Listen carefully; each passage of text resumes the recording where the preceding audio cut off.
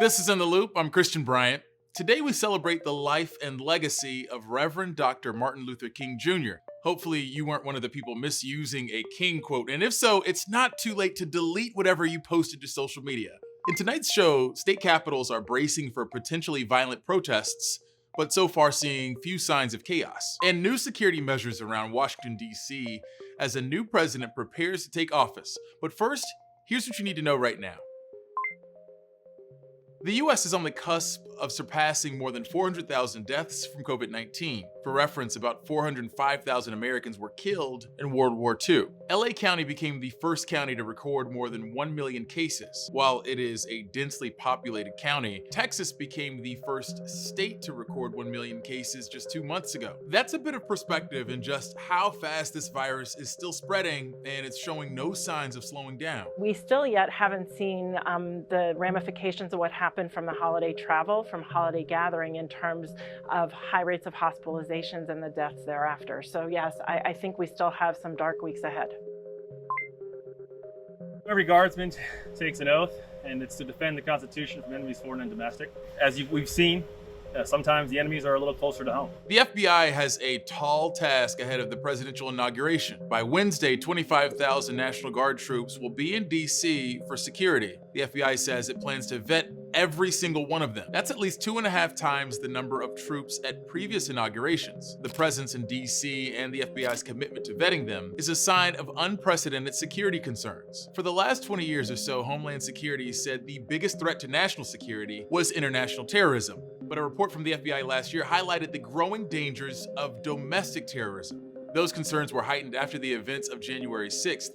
Nearly 30 off-duty police officers from several departments across the country attended the pro-Trump rally that led to violence at the U.S. Capitol. There were representatives from all of the services who were at the rally when it started on the ellipse and then migrated towards the Capitol. So the question is that all of them? Are there others? A major win for climate advocates as President-elect Joe Biden plans to cancel the Keystone XL pipeline permit on day one as president. The controversial project is a nearly 1,200-mile pipeline to move oil from Canada to the Gulf of Mexico through the United States. Former President Barack Obama rejected the permit in 2015, saying it would undermine the country's transition to sustainable fuels. President Trump reversed that decision in 2017. According to sources familiar with Biden's plans, this is just one of several executive actions Biden will take on January 20th to show just how serious he is about reversing Trump's legacy. DC is locked down ahead of Wednesday's inauguration, which is happening just 2 weeks after the Capitol was breached by rioters. As we said before, more than 25,000 National Guard troops are expected to be in the city, and yet talks of protests the weekend before inauguration didn't materialize into significant demonstrations in the nation's capital. Newsy's Sasha Ingber has more. The country braced for an extremist movement over the weekend. We need to settle down, and coming from the area I've lived in, Virginia, it's a pretty Trump area. But I would say that we just need to calm down and believe in each other. Members of the far-right group Boogaloo showed up in Michigan, Ohio, and Utah, and arrests were made for people carrying weapons and impersonating police in Washington, D.C. But across the country, protesters were largely outnumbered by law enforcement and journalists. Do I want to have the National Guard on my streets? No, but do I want anything that's destructive, burning the city or whatever else? Absolutely not. I would rather be over-prepared than not. And so far, things have been peaceful, and that's great, and we're looking forward to that throughout the day. Even in the nation's capital, an eerie quiet. Tall metal fencing and members of the National Guard as far as the eye can see. The unprecedented security, a lesson learned after rioters stormed the Capitol, sending lawmakers fleeing and causing 5 deaths. This crowd, at least some of them, wary to talk to journalists. Excuse me, would you be open to chatting for a minute? Thank you, no. I think it's a grab bag, man. That's great. I mean, yeah, look, there's just a lot of things going on right now, and I think everyone's got their own piece. This Trump supporter didn't want to be named and says no one is changing their minds about the twice impeached president. People are accusing the president of basically inciting the riot. Where do you stand on that? I think it's a hard question, and it depends on where you come from to begin with. Counterterrorism experts say it's a dark and uncertain time. The country is in a very dangerous moment, almost parallel to the feeling we had in the country after 9/11. They say an insurgency could continue after President-elect Joe Biden's inauguration, but it may not mean storming of government buildings. It's going to be a very sort of precarious time going forward because the Capitol event siege tactic may not be the tactic that we have to confront going down the road. An official tells Newsy National Guard members have been trained in handling improvised explosive devices after pipe bombs were found outside Republican and Democratic headquarters. But protesters this weekend say the violence on January 6th doesn't define them. I'm here for good. I'm not here to cause any rift or any trouble or nothing negative. Joe Biden hasn't even been inaugurated, and our First Amendment rights are already being taken away. With investigations, arrests, and charges underway, the Department of Justice hopes to dissuade more extremists from acting out. But I want to send a clear message to anyone contemplating violence, threats of violence, or other criminal conduct. We will have no tolerance whatsoever for any attempts to disrupt the peaceful transfer of power on January 20th that our Constitution calls for. But members of far-right groups are getting harder to monitor as they move their online chatter to private messaging apps, where experts say they'll become more radicalized. Well, I'm retired military, and we were told whenever you see a lot of military in a city, it's not good. Yeah. So it saddens me to my core. I never thought it would be like this ever in D.C., and it breaks my heart. In Washington, Sasha Ingber, Newsy. When you're back, we'll offer up some of the sights and sounds around downtown D.C. as they get prepared for another week of activity in the district.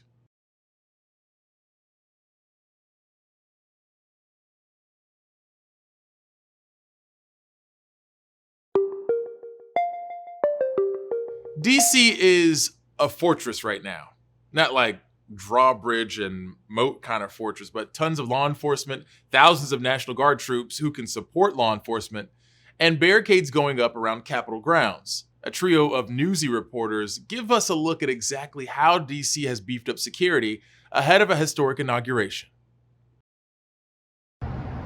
I'm Kellen Howell in downtown D.C., just a few blocks from the White House, where street closures and other security measures are already being ramped up a week out from Inauguration Day. As you can see behind me, officials have already started blocking off streets with these large kind of cinder block barriers. Now, this is pretty typical of an inauguration, but they put these roadblocks in place a week before Inauguration Day. That's a lot earlier than we've seen in recent years. Hey, I'm Nathaniel Reed outside the Capitol. Typically, this area is open to tourists right here on the mall in front of the Capitol, but right now there is a 7-foot non-scalable barricade that's been installed since earlier this week. There's plenty of armed National Guardsmen here trying to protect the building. You can see them anywhere in the Capitol. There are still ways to get in. There are specific entrances and exits, but at this point, access here is pretty restricted, all because of the protests just over a week ago here at the Capitol. I'm Stephanie Liebergen outside the U.S. Naval Observatory in Washington, D.C. Now you can see behind me the guard post and the wrought iron fence. Now that is always here as protection for the Vice President's residence. Now the chain link fence that you can see behind me, much taller than I am, and the concrete barriers on the ground, that's an added level of protection that was put in just in the last couple days. Within a block of the White House, you're seeing a lot of buildings and businesses and restaurants that are boarded up, kind of in anticipation of what could happen next week on Inauguration Day. This is a coffee shop that is totally boarded up. I'm Amber Strong in Alexandria, Virginia. For those who don't know, Alexandria is right outside of the city. But as you make your way closer into DC, particularly as you get to around the Arlington area, is where you start to notice a police presence along the side of the interstate. As you get closer to the city, that only increases. These are all expected to stay in place through the inauguration next week as they continue to ramp up security ahead of Joe Biden being sworn in as the 46th president. In the mood for something a bit less apocalyptic? We thought you might be. Lucky for you, we're taking a moment to step into the world of tech and gaming with one of our favorite segments, Next Level Speedrun, starting with this. Our pandemic future is here, folks. At long last, someone has made a mask for gamers. Introducing Project Hazel, the world's smartest mask. This high-tech mask is the brainchild of Razer, a tech company better known for making light-up keyboards and computer mice with 15 buttons. The mask, which we should emphasize is still just a concept, features a transparent face shield with twin N95 grade ventilators on either side. The vents also include microfilms and speakers to amplify the wearer's voice through the mask, and of course the whole thing lights up in various colors. This is just one of the new gadgets being debuted at CES this year. The annual tech show, which is being held digitally, is usually good for some pie-in-the-sky demos and tech concepts that may or may not actually pan out in the real world. Project Hazel seems a bit of a gamble since it doesn't have a firm retail date, and the pandemic might not be the all-consuming issue it is now by the time it comes out. Fingers crossed anyway. Here's a bit of news in Nazi punching that we didn't see coming. Disney's Lucasfilm Games brand is trotting out a new Indiana Jones video game in partnership with Bethesda Studios. The game is apparently being developed by Machine Games, whose anti-Nazi resume also includes the revitalized Wolfenstein franchise. Todd Howard of Skyrim fame is executive producing the game. Lucasfilm also revealed they're planning an open-world Star Wars game. Electronic Arts previously had exclusive rights to make Star Wars games, but Disney has apparently tapped Assassin's Creed developers Ubisoft for this game. And that's basically all we know about those titles at this point. Seems like Lucasfilms is getting back into games in a big way, but only time will tell how these projects will pan out. We never ever intended for anything like this to happen. The Cyberpunk 2077 Apology Tour continues. The CD Projekt Red co-founder and CEO has released a mea culpa video owning up to the game's lackluster console performance. Cyberpunk 2077 was touted as the next frontier in immersive gaming, but the actual game was full of bugs and ran poorly on older consoles. According to the CEO and co-founder of CD Projekt Red, the development team spent all their attention on the PC version of the game, which didn't translate as well to consoles as they wanted it to. He also says the devs simply missed many of the console bugs people ended up complaining about. Cyberpunk 2077 has already seen several major fixes to address the game's bugs, and CD Projekt Red says they've got a few more big patches in the works. After that, the company plans to shift toward making new content for the original game, and hopefully turning around the narrative on this game's disastrous launch period. History can be a pretty valuable teacher, especially when it comes to moments of conflict and controversy.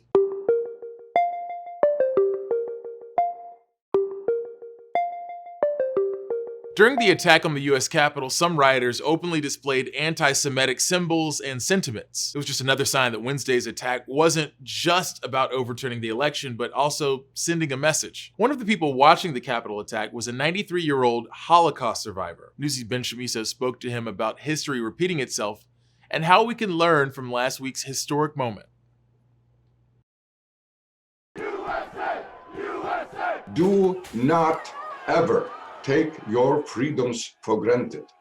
Do not ever think that those freedoms cannot be extinguished in a flash of political unrest. Death camp survivor David Lenga watched the storming of the US Capitol last week with absolute horror, deeply pained by the realization that the lessons of the Holocaust have not been learned. Me and my community of the Holocaust survivors are not only totally outraged, but we are absolutely in disbelief. Lenga, who is 93, says the attack on Congress brought back vivid memories of the 1933 burning of the German parliament, which paved the way for Nazi dictatorship. I could not believe that I'm witnessing in my own time this happening in the United States Capitol. Adding insult to injury for Lenga was seeing images of a rioter wearing a Camp Auschwitz sweatshirt. Lenga, who was born in Poland, was deported to Auschwitz when he was 17. He lost 98 family members during the Holocaust. They want their America white Anglo-Saxon, and pure. They don't want anyone else infecting their nation. After escaping from a Nazi death march in 1945, Lenga was rescued by American soldiers. Today, he says, it's America's turn to rescue itself from the growing threat of far-right nationalism.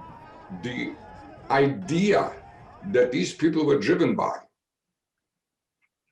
was so horrendous and so ingrained in them. He urges other Americans to take full stock of the danger and urgency of the present moment. You cannot be apathetic. You cannot be indifferent to what is going on. When the Holocaust happened, nobody raised their voices. There were no sit-ins. There were no placards on the streets. There were no student demonstrations. There was nothing. Even the Pope was silent. The whole world let it happen. We cannot afford a repeat of that. Ben Chamisso, Newsy. If you haven't done so already, feel free to give us a shout on Twitter using the hashtag #NewsyInTheLoop. It's actually a really good way to get in touch with me. Just ask my family members.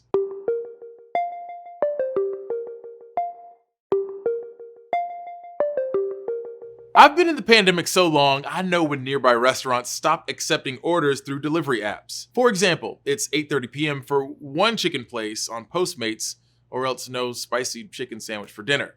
But in a time when a lot of us are leaning on food delivery, so-called ghost kitchens or delivery-only restaurants are growing in popularity. National reporter Chloe Nordquist explains.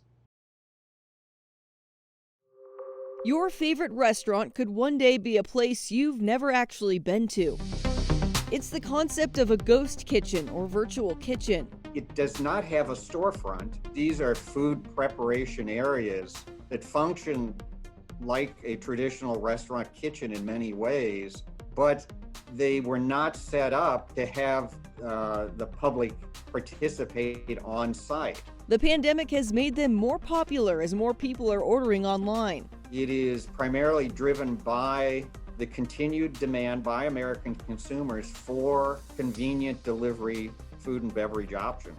Hudson Reilly with the National Restaurant Association says prior to the pandemic, 1 out of every 20 orders in the industry were done digitally. Under the pandemic environment now, that has dropped down to about 1 out of every 5. It's something restaurant industry leaders are paying more attention to and finding solutions for. For example, DoorDash recently announced Reopen for Delivery, a way to help restaurants reopen through delivery-only models in commercial kitchens. The idea is not new. Cluster Truck has been in the business of delivery-only food for over 5 years. 100% of our business is delivery. The fastest growing segment of food is prepared food delivery. Chris Baggett is the CEO. We make over 90 items, right? So we have Asian food and we have cheeseburgers and we have great vegetarian food. Cluster Truck has expanded into 7 locations. In fact, their delivery is free as long as you're in their delivery zone.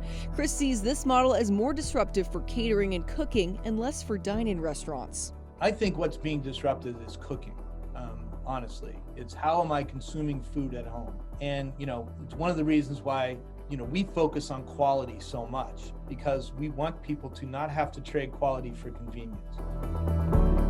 The National Restaurant Association says as of September, nearly 1 in 6 restaurants, about 100,000, closed permanently or long-term. But the concept of the virtual kitchens might give some of those businesses a second chance at surviving the pandemic. From the consumer's perspective, there really is nothing more convenient than having the restaurant come to them. I'm Chloe Nordquist, reporting. Pneumonia is an infection that inflames the air sacs in the lungs and can be pretty devastating. But doctors are saying COVID-19 pneumonia can be even worse. It lasts longer and causes more damage to lung tissue. National reporter Usher Qureshi looks into new research that'll help doctors develop treatments that could make COVID pneumonia no worse than the common cold. Since the beginning of the pandemic, scientists have been trying to figure out why coronavirus is so destructive to the lungs. Pneumonia that lands people in the ICU on life support does tend to last longer than pneumonias caused by other types of bugs.